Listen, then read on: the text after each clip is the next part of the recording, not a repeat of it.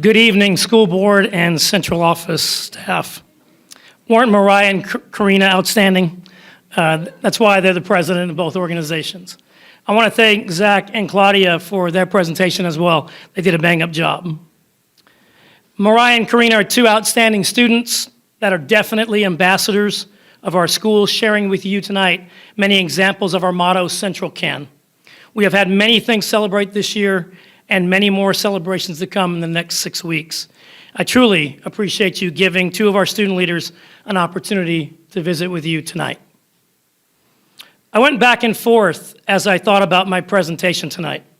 I was given direction to focus on points of pride. It was shared with me that the board wanted data shared regarding our school year. It was shared that I should create a slideshow that would go along with my presentation. All of this was doable and actually easy, yet it was not what I really thought should be shared, and I continued to think about doing something else. I've been a teacher, an assistant principal, a campus principal for SAISD for 32 years. This district is the only district I have ever worked for.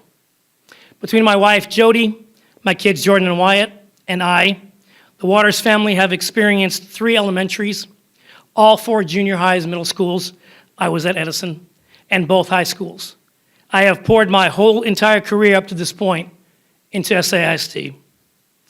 Because of this experience, I've been given respect for my seniority. I don't take that respect lightly.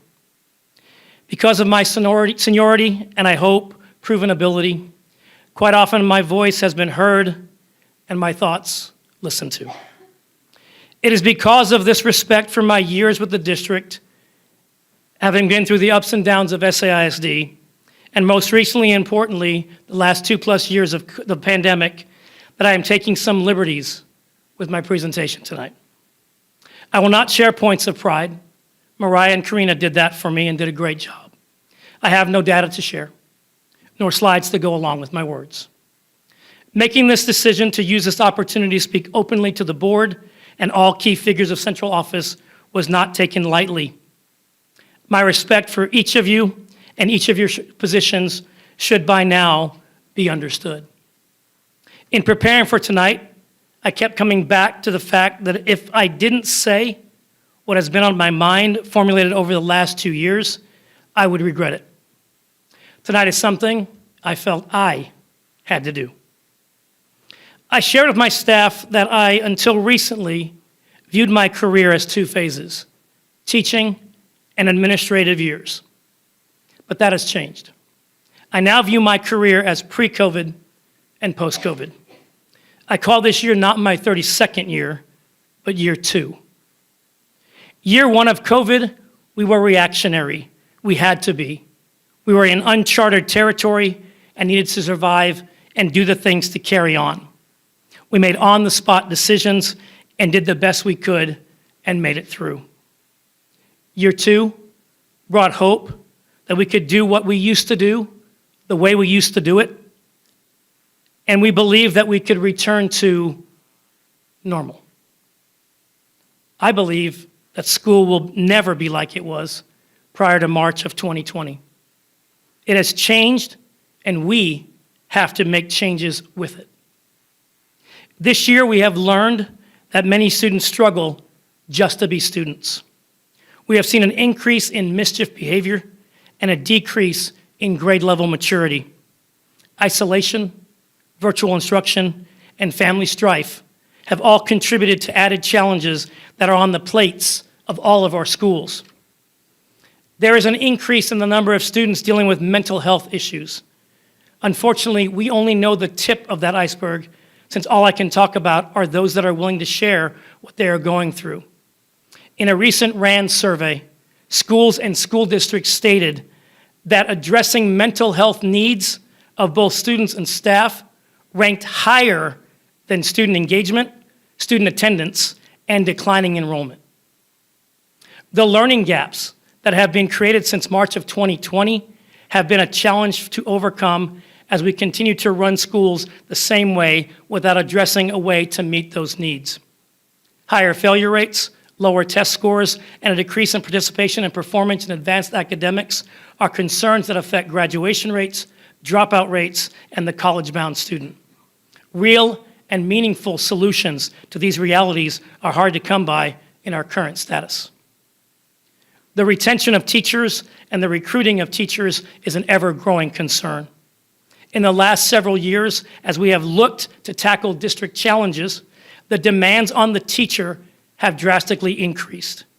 We cannot continue to ask that it needs to be done outside the workday.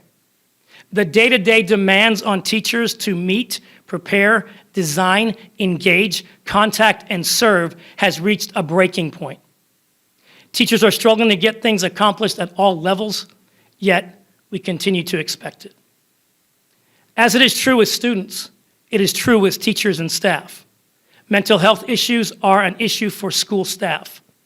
I have spent many hours this year, much more than ever before, talking to my staff about their personal and job-related issues and a struggle to find the balance. For the first time in my career, I had teachers quit in the middle of a year because they thought they had a better opportunity elsewhere that they felt would be better for their health and well-being. Other staff are leaving the profession to retirement or a better opportunity. Attendance rates of staff are affected, and we see teachers taking more days to get what they call a break from the day-to-day. I have begun to have conversations with prospective teachers and staff over the last week or so. Some, and I anticipate more, have asked questions regarding our school calendar, district pay raises, and incentive pay, because school districts are announcing almost weekly changes in their districts that are ways to entice and recruit. The cost of living in San Angelo, which was a recruiting tool, is no longer that. With the increase in the housing market, the strain on gas, food, and daycare, we have to create other selling points to recruit prospective staff. Public opinion and support for our school district and staff has taken a hit with issues attacked by state and national politics and special interest groups. At the height of the pandemic, teachers were placed on a pedestal. No one wanted to teach their own kids, and the value of what we do was at an all-time high. I believe we have a ton of support in the community of San Angelo, but unfortunately, and quite often, we only hear the negative. It is sad that a teacher has to keep a positive folder where they place cards and emails to remind them that there are those out there that think they do a great job. They do this because when the negative comes these days, it can be more harsh and disrespectful than ever before. We need to create connections in our community to celebrate our schools and our school district and our employees to create a larger sense of appreciation. I was taught many years ago that if you're going to point out issues of concern, it's a good idea to also bring possible solutions. Let me recap what I've stated so far. I believe that we need to address the following areas: time, pay and compensation, mental health of both staff and students, and a community connection. Time. Time has to be addressed next year. Every year, staff asks for more time to get it all done. We need to address this in our school calendar. This is more critical than ever. Schools need time to meet, plan, design, and prepare. We need time to make the calls and have the meetings. We need an opportunity to create remedial plans for kids to address gaps, state testing needs, and student failure. The time has to be given in the form of a staff-only no kids day or early release days built into our calendar. Other school districts have gone to 4-day weeks. This plan does require a change in bell schedule and potentially a longer school year, but the benefits, I believe, outweigh any negative. Pay. We need to be competitive with other districts as well, as best we can.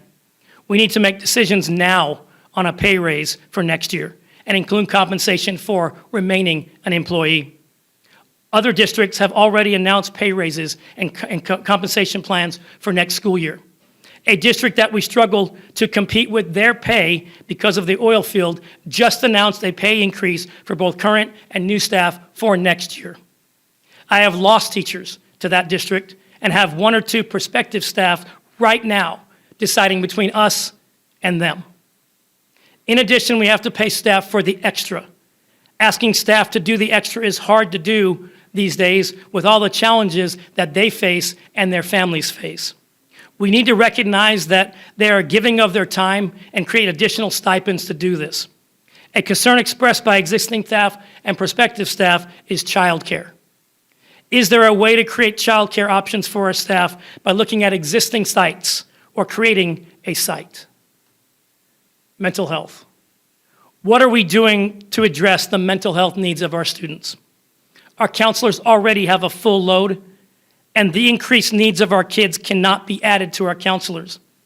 We have to look at what is being done elsewhere and create something here. We need awareness, information, and then we need on-site support for our kids. What are we doing to address the mental health of our staff and teachers? Can we add any support in our health benefits that allow a certain number of visits to an outside counselor? Or can we add something that significantly reduces that cost? Our staff needs support. Community connection. We need to work on a stronger community connection that provides for staff. We do things for new staff at the beginning of the year, but what about all year? Discounts at restaurants, gyms, and other businesses. Businesses hosting staff and district appreciation events periodically throughout the year. And letting schools and staff know how they're appreciated by asking local businesses to encourage their employees to reach out and thank a teacher. We need the positive majority that supports schools to stand up and be heard. To conclude, on my way home yesterday from Shreveport, Louisiana, in a 6.5-hour drive, where my newlywed daughter and her husband moved to, I continued to think about this moment right now. Along the drive, I always listen to the radio, and the song, The Best of Times by Styx, was played. The title resonated with me. Because the truth is that we, schools, teachers, staff, and administrators, will continue to produce the best of times, even in the worst of times, as we did the last 2 years as we navigated the unknown water of the pandemic. We will continue to break our backs to help kids. We'll spend our own money to help them achieve. We'll continue to devote time and effort to make it happen because we want our kids to excel and shine at what we believe are great schools. But should we continue to do this, and will our staff continue to do this? There is no other profession that has these expectations without the support in the form of time, benefits, and compensation. As the times continue to change, young people are not flocking to be a teacher, and current teachers are looking at other options, including not being a teacher. How much longer can we operate at a high level with a pre-COVID mindset? Thank you. Thank you, Mr. Waters, and thank you. I don't disagree with anything you said. We have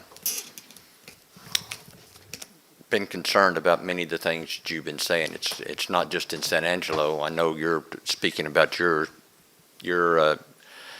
teachers that you know of and that you see every day. And we know it's a national crisis that we're about to have, and I know that there's not enough people hearing it, and I appreciate your voice, so maybe people in the community will hear more about it. I've read some of the things some of the special interest groups have said about teachers, and it makes me ill to say that a teacher, if they weren't a teacher, they would not be able to get a job. That teachers are nothing but glorified babysitters. And I have a daughter who's a teacher, and I know how stressful it is. And it's we've got to get this word out, and it starts with us. And we as a board are looking at many of the things that you're discussing, that you've talked. I certainly understand the stress the teachers are on. On the one hand, they're criticized for what we just said, glorified babysitters. On the other hand, you have, during the COVID, people were screaming, we've got to get our kids back to school. And then they want then they're criticized because the teachers aren't giving them everything they need. And the teachers, virtual teaching, they're not good enough. And then others are saying, we don't want them to go to school, we want them to only have virtual. And the teachers have to prepare lessons plans for virtual and for being in class and never get a pat on the back. So I also understand the mental health crisis. You and I have talked about that, and I'm very concerned about our students, but I'm very concerned about our teachers. And it's another one of those things that doesn't have necessarily an easy solution when you're talking about mental stress, when you're trying to do your very best and you don't have enough time, you're not enough pay. And as I've told the new teachers, you do all of that at school and you still got to go home and you've got to cook meals and you've got to take care of your family that's there. And some days, or maybe a lot of days, it's like it's not worth it. And that's what I think we're having with some of the teachers that we have now that are saying, I'm going to give this up. And we've got others that are not going into the profession because they're not hearing enough positive things about it. The teacher is, in my opinion, as I've said many times, where our country is very much out of whack when somebody like me, who's an attorney, makes much more than somebody who's a teacher, because in the big scheme of things, a teacher is much more important to the future of our country than an attorney is. But that's the way it is, and that's the way it's been for many years, and some of these things have got to change, and we've got to have more people recognizing our teachers, because without our teachers, our future's going to go right down the drain, because our kids are not going to be able to get the education that they deserve. So with that, didn't mean to dominate the conversation here. So Max, other board members. Max, I know you didn't have a question there, but one of the things that I want to point out is that time is of the essence. We talk a lot about recognizing that things exist, but we have to start putting those communication into action, and it needs to start now going into next school year. There are things that cannot wait, or we will continue to fall behind and lose that opportunity that we have right now. We're already behind. Right, so let's catch up. We're already behind, because, and we'll do our best to catch up. But what I'm getting at about being behind, that not wanting to be a negative Nelly, is that we're already going to have people leaving, and we don't have people to replace them. And that's been my concern, and I've been on the soapbox about that. And we just went to a conference last week at ASU, and they're not having near enough graduates, or won't have near enough graduates, and neither are the other schools graduating young teachers. And this is something that I'm maybe meet with you privately sometime, because I don't know what some of the solutions are going to be. Even if we meet everything that you're wanting here, it's not going to be enough, in my opinion, and that's where I'm concerned of what are we going to do when there's not enough teachers, and there's not going to be enough teachers nationwide for the foreseeable future right now. So we have to be competitive against others that are making some of these decisions now. We're competing against school districts that have 4-day weeks. We're competing with signing bonuses. We're competing with schools that are offering childcare. We're doing a ton of things in other districts that are turning teachers towards them and not us. We're competing against Walmart that's paying $100,000 for point. bus drivers. Good okay, point. We've got a lot of things we're competing against. Right. Good point. Any Sorry, Max and I will let somebody else talk. I was going to say, We could go on for days, Max, you and I can. any We've other had those board member want to conversations. have a part of this? Taylor, I think I may have answered your question. I got your wish list. We're going to work Thank you very on it. much. But thank you. I appreciate that. I have a question for you, Mr. Waters. So in listening to you talk about all the different opportunities for our community to help with some of these issues, it makes me think about community-based accountability and all the work that we've done with that with Dr. Ritter and our other admin team. And so I was wondering where we are with that, if there's anything there that can help us with the community. We were really digging in and on the right track right prior to COVID. COVID kind of put us behind the curve, and we've got to pick it back up and roll it. We haven't done that lately. We haven't done that yet, but I hear good things about what could possibly happen.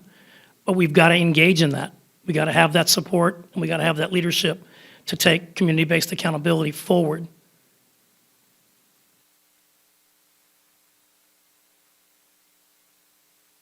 Thank you.